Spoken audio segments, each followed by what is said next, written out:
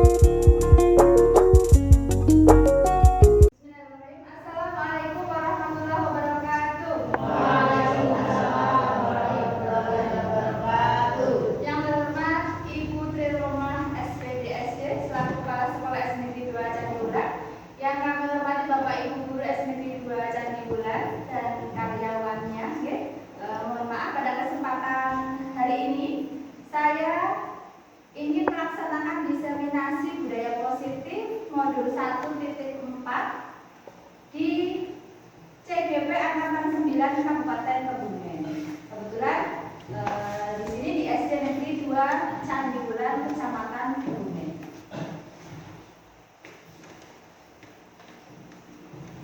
Nah, diseminasi ini atas bimbingan dari Bapak Sapari selaku fasilitator saya, ada Ibu Ida Rotul Muyasyarah, pengajar praktik, dan pelaksana saya sendiri di sini CGP Angkatan 9.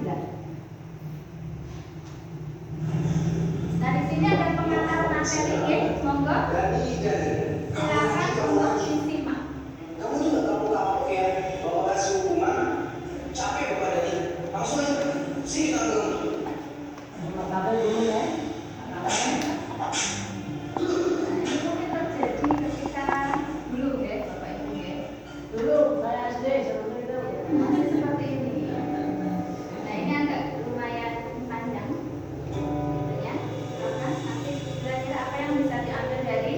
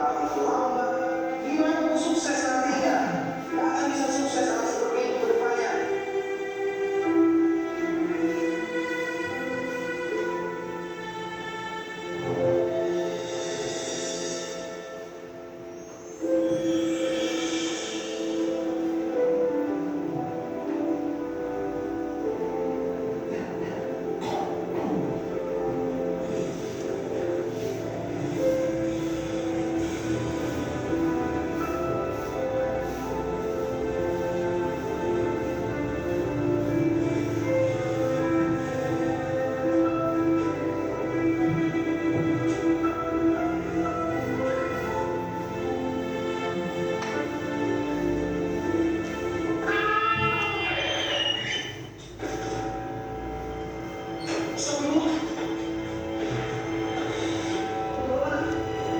bawa ke rumah sakit ya? Nggak perlu Pak, saya buru-buru. Mau kemana? Biar bapak anterin. Mau pulang ke rumah Pak. Sudah ditunggu kakak saya. Kalau saya terlambat pulang, kakak saya bisa terlambat sekolah. Ah, terlambat sekolah. Saya pulang dulu Pak. Assalamualaikum. Ya udah, bapak temenin kamu pulang ya. Ayo.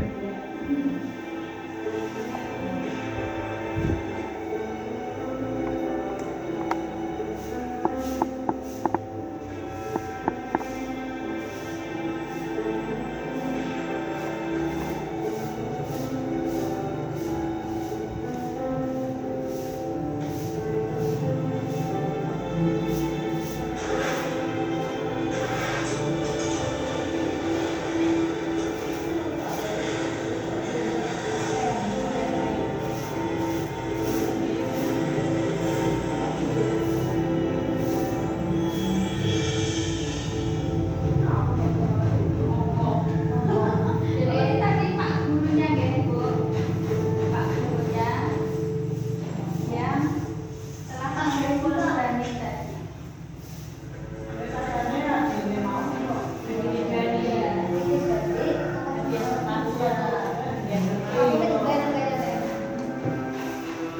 Jadi cara dia Pak Guru mengikuti adik yang tadi SD. Maaf ya terlambat. Iya nggak apa-apa deh, cepat sepertinya. Kakak udah terlambat.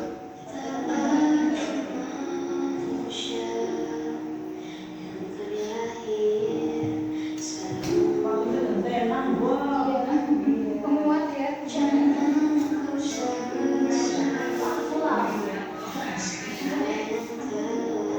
Nah, ternyata di cerita seperti ini ya. Adiknya dan yang sepatunya dengan kakaknya. Ini tadi habis dari suka. Ya Allah, nanti diisi berarti. Ternyata ini nanti aku pergi. Melihat kondisi rumahnya juga seperti itu. Nah, yang kurang. Assalamualaikum.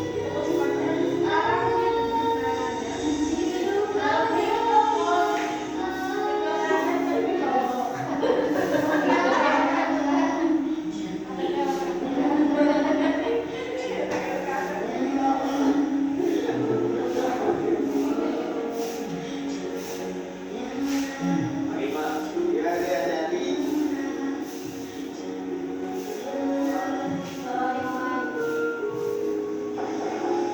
Jadi kebetulan pada cerita ini masuk siang ya, jam 1 baru masuk. Tapi selalu terlambat.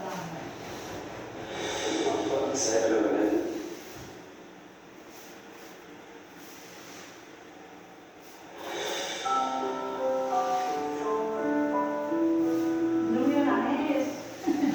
Sedang nangis ya, bapak ya. Karena bapak udah berprasangka buruk sama kamu dan tidak mau mendengarkan sedikit pun penjelasan dari kamu.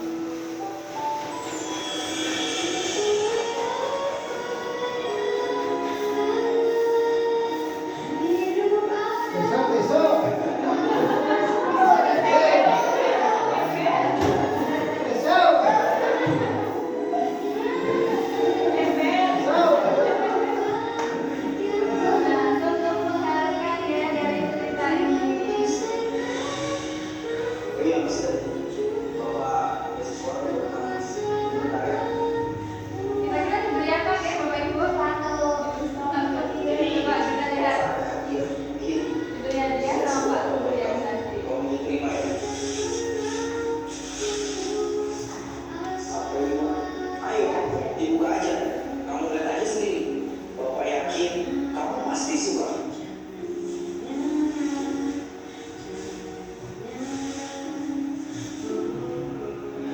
Wah, ini bagus banget. Ini buat saya Pak. Iya, sepatu itu buat kamu. Biar kamu nggak datang terlambat lagi ke sekolah. Alhamdulillah. Terima kasih ya Pak.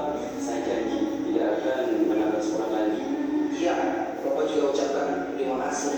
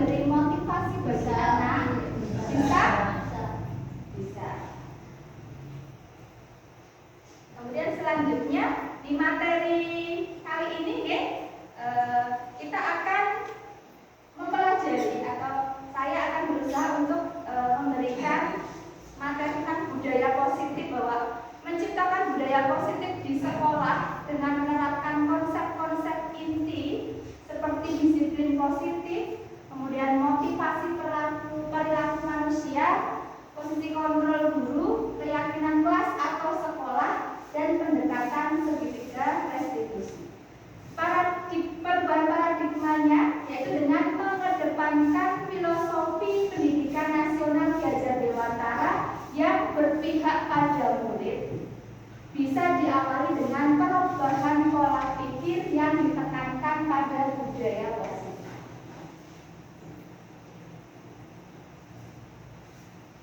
Nah, perubahan paradigma ya di sini terdahulu banyak di antara kita sebagai guru itu terjebak dalam ilusi teori seperti ilusi guru mengontrol murid, kemudian ilusi bahwa kritik dan membuat orang merasa bersalah itu dapat menguatkan karakter, ilusi bahwa semua penguatan positif efektif bermanfaat.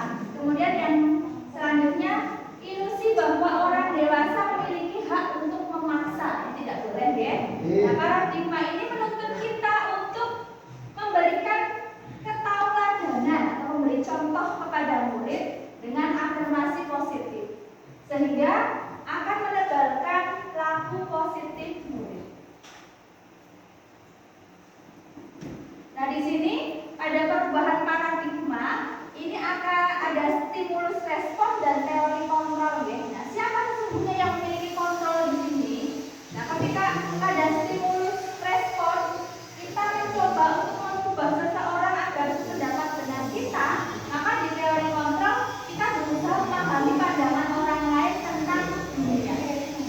Kemudian yang kedua, ketika pada stimulus respon itu perilaku buruk dipandang suatu kesalahan, maka pada teori kontrolnya bahwa semua perilaku itu memiliki tujuan. Yang ketiga, orang lain bisa mengontrol saya, tapi di sini teori kontrol hanya Anda yang bisa mengontrol diri Anda. Kemudian saya bisa mengontrol orang lain, di sini di teori kontrolnya Anda tidak bisa mengontrol orang lain. Yang kelima, pemaksaan ada pada saat rujukan gagal ya. Nah, di sini di teori kontrol bahwa kolaborasi dan konsensus menciptakan pilihan-pilihan baru. Yang terakhir, pada stimulus respon model berpikir itu ada menang ada kalah ya, tetapi di sini di teori kontrolnya model berpikir itu masing-masing.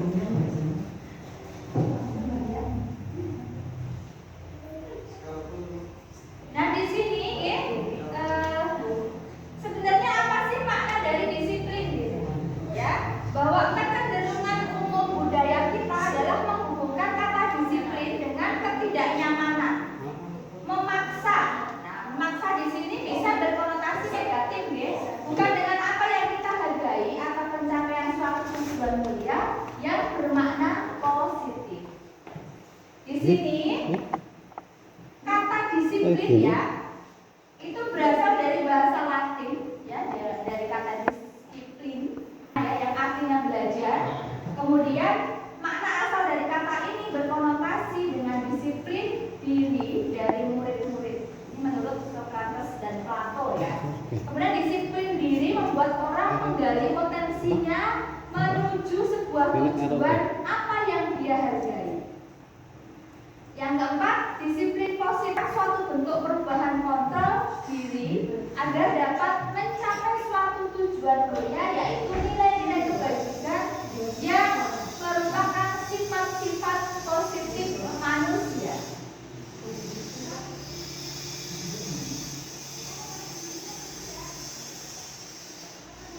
Ya, untuk selanjutnya tentang nilai-nilai kebajikan universal ya, bahwa nilai-nilai kebajikan itu adalah sifat-sifat positif manusia yang merupakan tujuan mulia yang ingin dicapai oleh setiap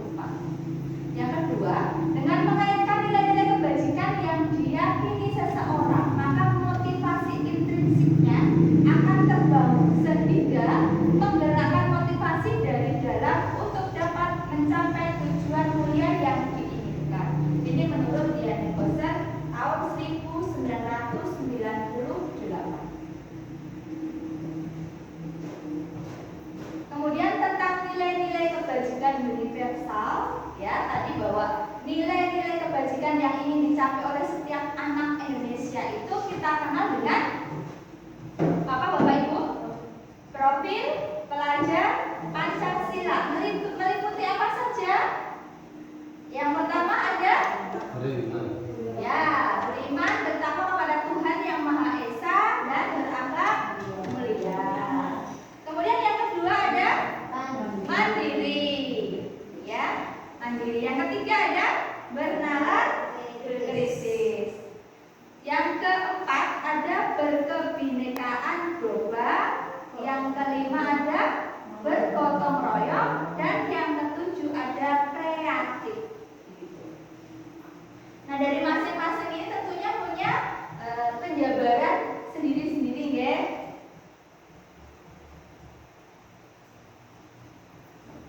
Untuk selanjutnya tentang konsep-konsep inti budaya positif, bahwa budaya positif ini dapat menyelesaikan permasalahan yang muncul di sekolah, karena kita memang kerjanya di sekolah, ya. Nah, yaitu dengan menerapkan konsep-konsep inti seperti pada gambar di samping, bahwa budaya positif ini ada 5. Yang pertama, nanti kita akan bahas tentang disiplin positif. Yang kedua ada motivasi perilaku manusia. Yang ketiga ada posisi kontrol seorang guru. Yang keempat ada keyakinan kelas atau sekolah. Kemudian yang kelima yaitu dengan segitiga restitusi.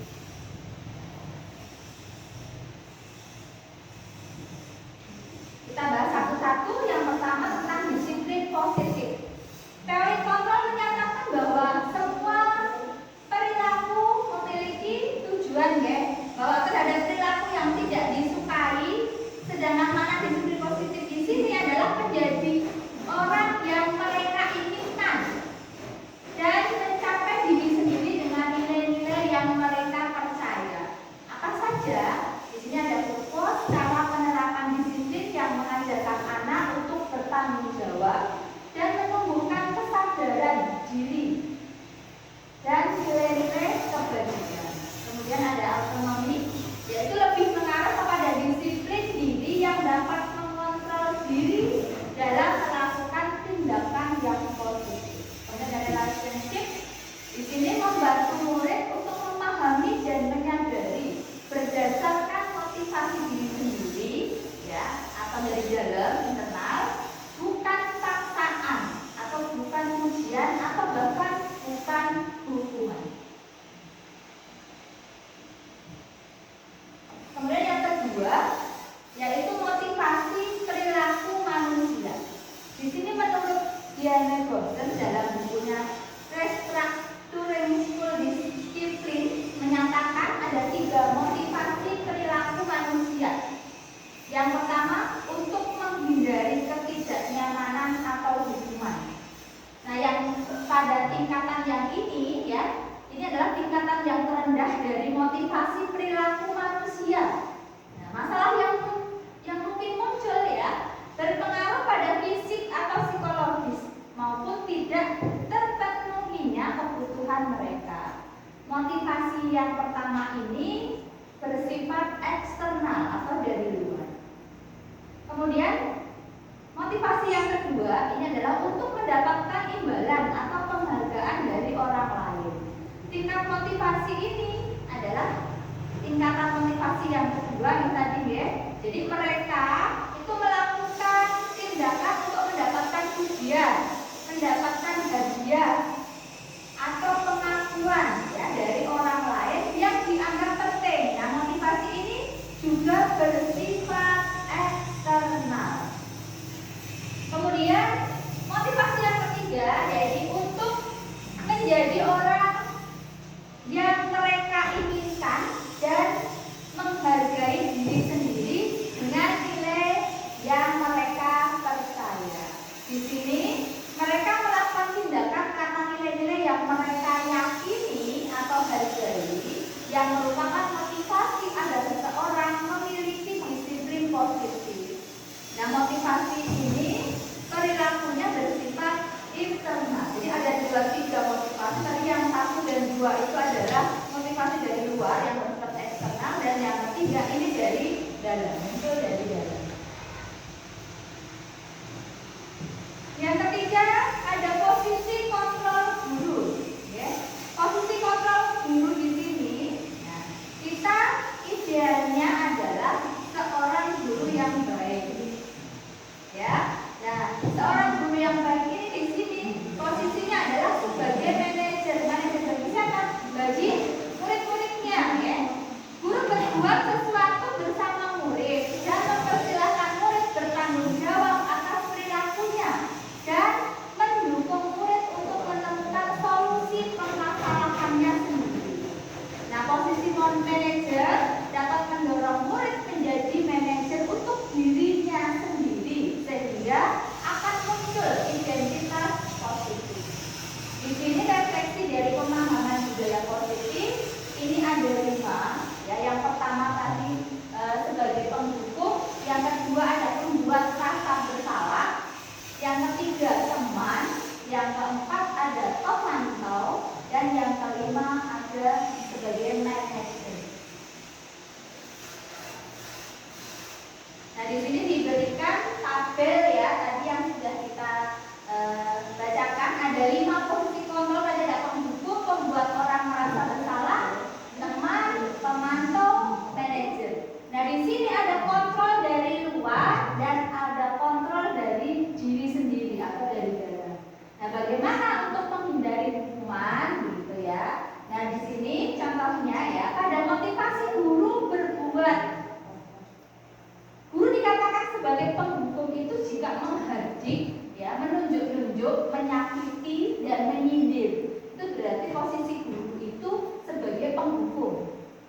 Ketika guru itu membuat rasa bersalah, gitu ya, maka guru ini akan berceramah, ya, mengatakan seharusnya kamu seperti ini, ibu kecewa karena, gitu. Ini adalah guru sebagai pembuat orang merasa bersalah. Orang di sini adalah murid, ya. Nah, bagaimana guru di posisi kontrol sebagai seorang teman jika guru itu membuatkan alasan-alasan untuk muridnya? Dan guru akan menjadi seorang pemantau jika guru itu menghitung dan mengukur, ya, mungkin mencari alasan atau bagaimana kira-kira murid ini apa sih kok bisa melakukan kesalahan. Nah, pada posisi manajer di sini guru akan mengajukan pertanyaan-pertanyaan, ya, tidak langsung menjawab, tapi bertanya dulu alasannya apa. Ini guys, sampai pada guru berkata apa gitu ketika jadi penghukum, ya, membuat orang merasa bersalah, ya, sebagai teman, pemantau, manajer gitu. Nanti bisa diamati bahwa guru kira-kira apa yang bisa dilakukan. Kemudian bagaimana posisi murid begitu ya? Murid itu akan dikatakan di posisi penghukum jika dia mengatakan biarkan saja, nanti juga marah-marah lagi begitu. Berarti ini murid sebagai penghukum, di posisi penghukum. Kemudian ketika membuat orang merasa bersalah, maka murid kira-kira akan berbuat minta maaf, ya, maafkan saya begitu. Kemudian jika di posisi teman, maka si murid ini akan mengatakan, saya pikir bapak atau ibu teman saya, ternyata begitu. Ya, sampai pada murid sebagai pemantau, maka berapa banyak bintang yang saya harus peroleh, berapa halaman yang kalau saya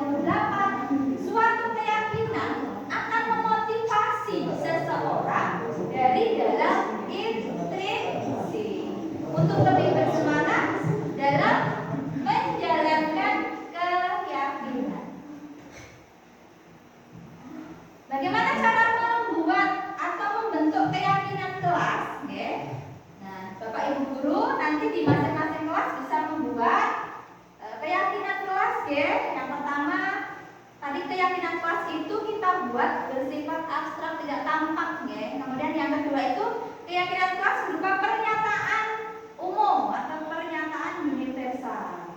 Nah, di sini pernyataan kelas dibuat dalam bentuk kalimat positif. Misalkan contohnya ya, jangan membuang sampah sembarangan. Nah, kata jangan ini adalah bersifat negatif. Maka kita bisa mengubahnya menjadi kalimat positif. Dengan apa? Coba Bapak Ibu, dengan kata jangan membuang sampah sembarangan. Kata jangan bersifat negatif, maka bisa kita ubah menjadi kalimat positif. Kira-kira jadi apa? Buanglah sampah pada Ya, buanglah sampah pada tempatnya atau jagalah kebersihan, gitu ya.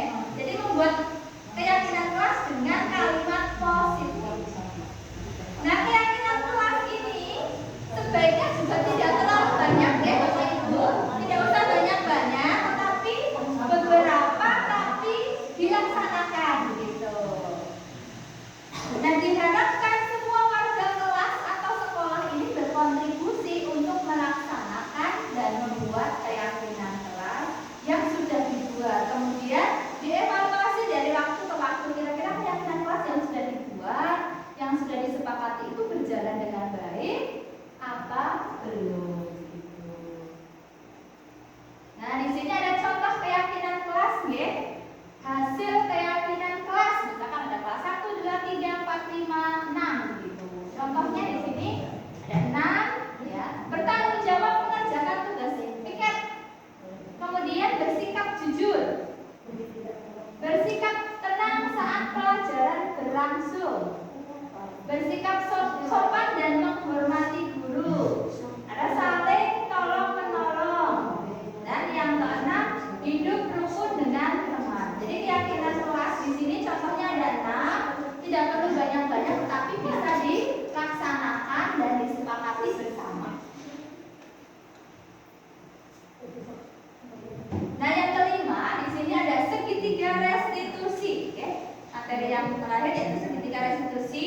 Di sini proses menciptakan kondisi bagi murid untuk memperbaiki kesalahan mereka sehingga mereka bisa kembali pada karakter yang lebih kuat. Melalui restitusi, guru dapat yang pertama, guru dapat membantu murid memiliki tujuan disiplin positif serta memulihkan dirinya setelah berbuat salah. Yang kedua, membantu murid jujur pada diri sendiri dan mengevaluasi dampak dari kesalahan yang sudah dilakukan. Jadi mau mengakui kesalahannya. Yang ketiga, memberikan penawaran tapi bukan paksaan. Jadi dengan keyakinan kelas tadi, murid itu diberikan penawaran, bukan suatu paksaan. Nah, di tahap restitusi ini ada 3 ya. Yang pertama adalah menstabilkan identitas, gitu ya. Yang kedua ada validasi tindakan yang salah, dan tahap yang ketiga ada menanyakan keyakinan.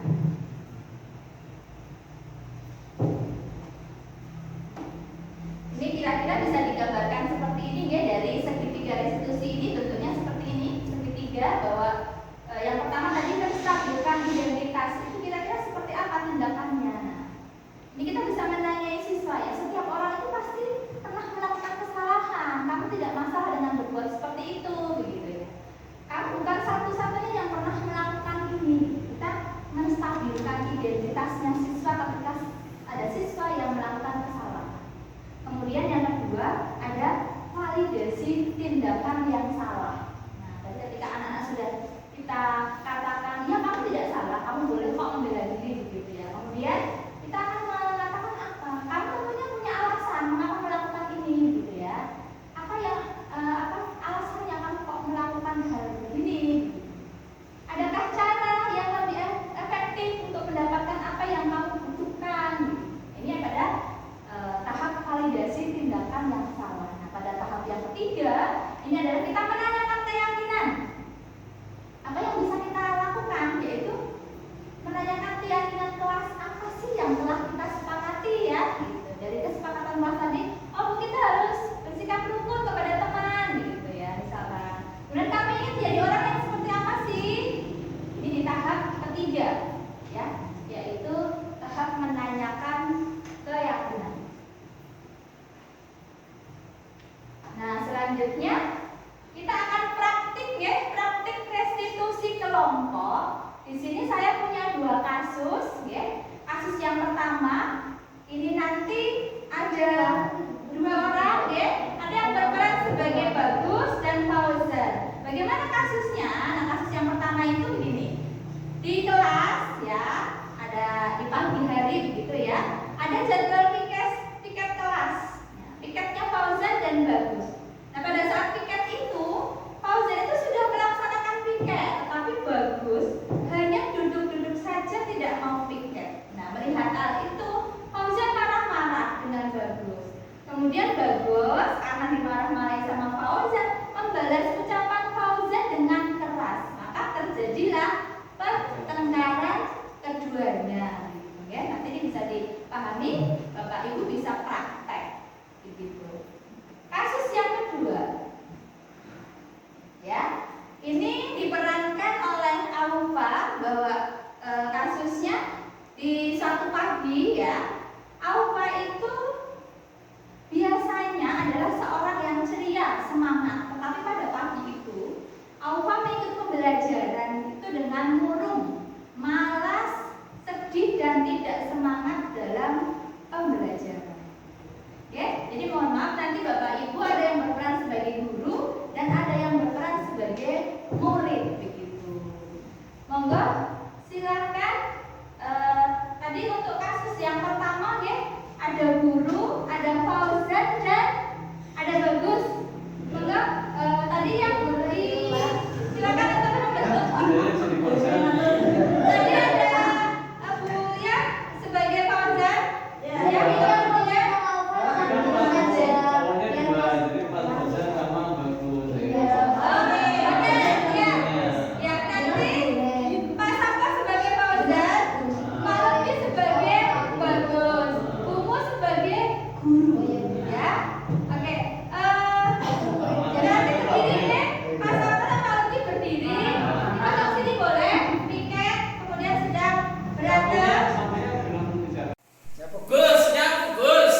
pegang apa? Kayaknya udah rekam. Sekarang pula.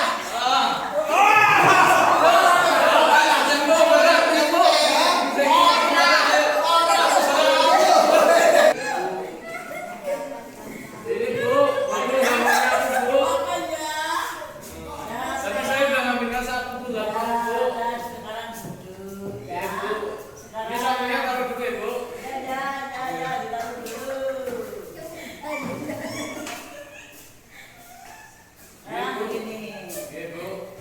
Apakah kalian tahu mengapa kalian disuruh manggil? Kenapa Bu? Nggak tahu Bu. Kita tahu, Fauzan. Saya tidak tahu Bu. Nah, ini ya karena tadi kalian waktu piket kan berkelahi, ya berkelahi masalah piket yang Fauzan tidak mau piket, bagus. Oh bagus Bu, mau ngambil Bu. Bagus, Bu. Bu, mau kembali. Iya, Bu.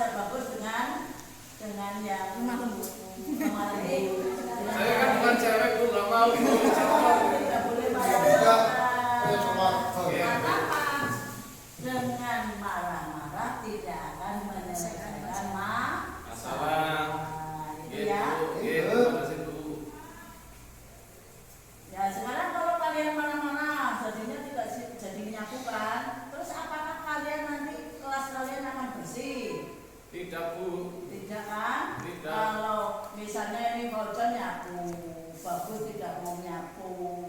Terus akhirnya berkelahi masalah nyapu, bersih-bersih kelas. Kalau berkelahi terus akhirnya kelasnya tidak akan jadi Bersih. Jadi tidak boleh lagi ya seperti Ya, Bu Guru. Oke, Bu Guru. Ya, mari kita selesaikan, lain kali tidak boleh seperti ini. Bagus ya, sama Pak Ujan juga tidak boleh berkelahi lagi, apalagi masalah piket. Bermohon. Ya, Bu Guru. Dan seperti itu ya. Jadi siap ya, tidak boleh, tidak bagus, tidak boleh marah-marah lagi. Pak Ujan juga harus ya tidak boleh seperti itu, tidak piket, harus ikut piket. Ya, jadi jangan hanya bagus terus yang Yang bagus Bu, yang kamu pikir Bu, yang baguskan Bu. Ada yang Bu lupa terus, ini baguskan Bu. udah lupa kan. Nah, sekarang sudah selesai ya. Jadi kita selesaikan masalah ini. Besok lain kali tidak boleh berkelahi Ya, Bu lagi. Guru. Masalah piket. Ya, Bu Guru. Ya, sekarang bersalaman. Yuk Ya. salaman. Ya, tidak boleh marah-marah lagi ya. Bu Guru. Salaman, Bu Guru. Ya, Bu, salaman. Salaman. Bu Guru. Tidak boleh berkelahi lagi. Ya.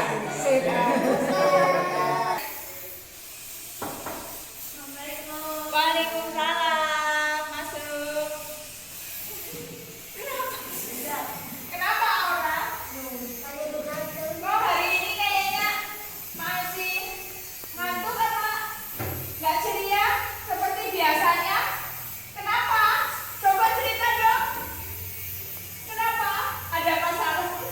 Bapak saya masuk rumah sakit, Bu. Masuk rumah sakit kan yang sekali. Iya. Nah, kamu di rumah sama siapa? Sama Mbak. Sama Mbak? Iya. Hari ini udah sarapan apa belum? Nggak ada yang masak ya? Ya, kamu tetap ceria saja. Kamu mendoakan bapakmu supaya cepat sembuh dan dapat kumpul lagi bersama kamu dan ibumu dengan mbakmu. Di rumah ada siapa saja sih? Ada mbakku sama mbakku. Tapi kamu, oh ya. Tapi kamu dekat kan? Iya. Kalau kayak gitu, kamu berdoa saja ya. Mudah-mudahan bapakmu di sana, maksudnya di rumah sakit, sakitnya tidak terlalu lama, hanya 1 hari, nanti terus pulang. Terus kamu ceria lagi, semangat lagi. Kan di sini banyak temanmu bisa menghibur kamu untuk lebih semangat ya, tidak sedih terus. Iya, kayak gitu. Yang Besok saya janji kalau Bapak udah pulang, besok saya tidak seperti ini lagi. coba senyumnya gimana Bu? Oh ya, kayak gitu kan jadi cantik. Iya, Tidak. Bu. Terima kasih, Bu. Ya, sekarang kita mulai pelajaran, bisa? Alfa? Bisa, Bu. Senyum, tepuk semangat. Semangat.